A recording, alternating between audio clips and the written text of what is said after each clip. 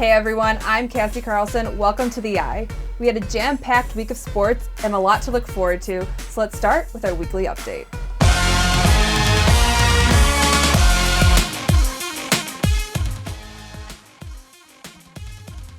Football on Saturday against Western Michigan. First quarter action snaps off in a wicked grab from wide receiver Malik Turner. Skip to the final minute of the first quarter and Lunt goes to Turner again. What a catch, keeping both feet inside the line. Defensive line making a presence. Carol Phillips gets a sack, one of several from the game. And then Western Michigan on the 25-yard line and Rob Bain with the blocked field goal attempt. Second quarter, Illini looking to put some numbers on the board, and they do just that with this 56-yard touchdown throw to Ainsley Johnson.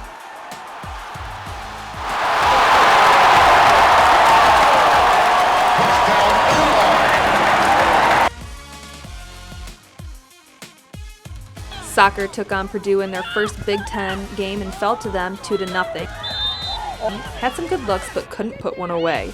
Then they were back on the field against Indiana Sunday, tough battle, but couldn't pull off the overtime win. They lost 1-0.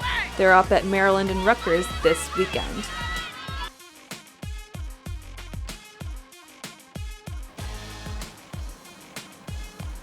Men's golf showed their talent at the Fighting Illini Invitational. The team finished first out of 15 teams.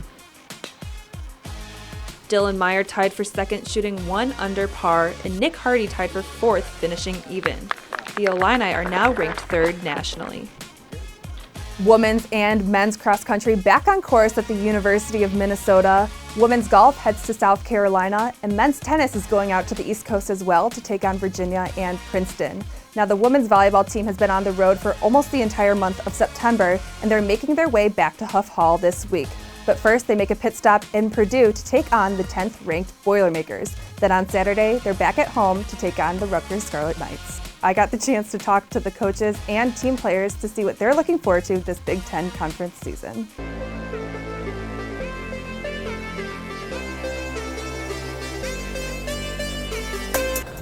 Big Ten volleyball starts this week for the Fighting Illini, arguably one of the best conferences in the nation right now. 8 of the teams are in the top 25. I talked to head coach Coach Hambly, setter Jordan Poulter, and middle blocker Katie Static about what they're looking forward to as they take on Purdue and Rutgers.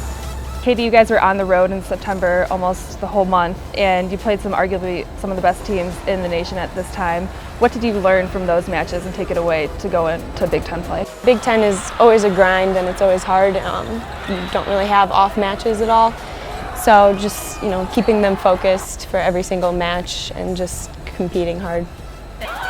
Poulter to Static, who will use the block for the kill from the middle. Purdue has had also a huge preseason. They beat some big teams, Kansas, Stanford. In the mentality part of that game, what are you mentally preparing for going into a loud place and on the road?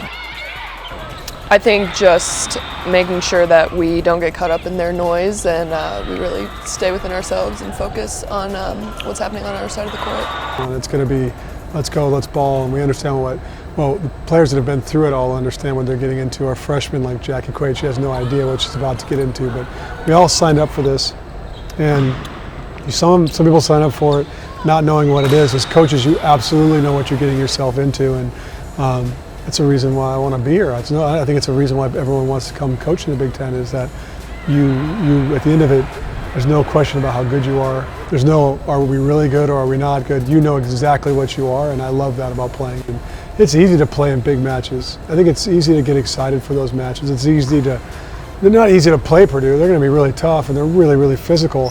Very similar to Stanford, how physical they are.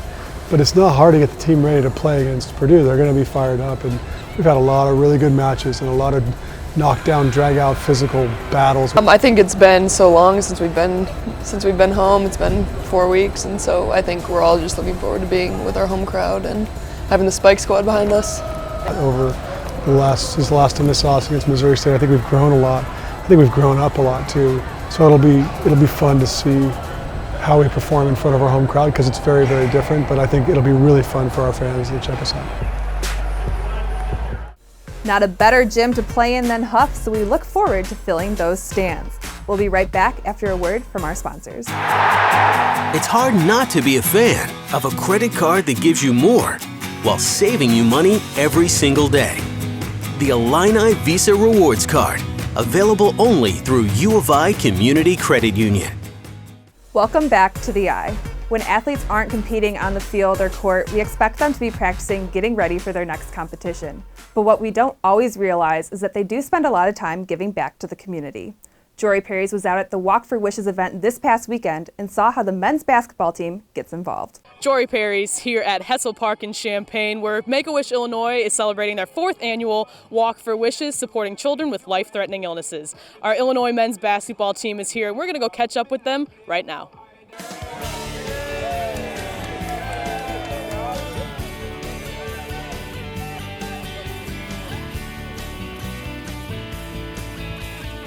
I'm here with Michael Finke. Michael, you're out at a great event today. What does it mean to you personally to show your support for Champaign?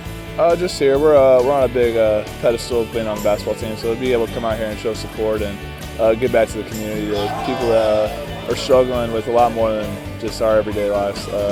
It is pretty cool to give back.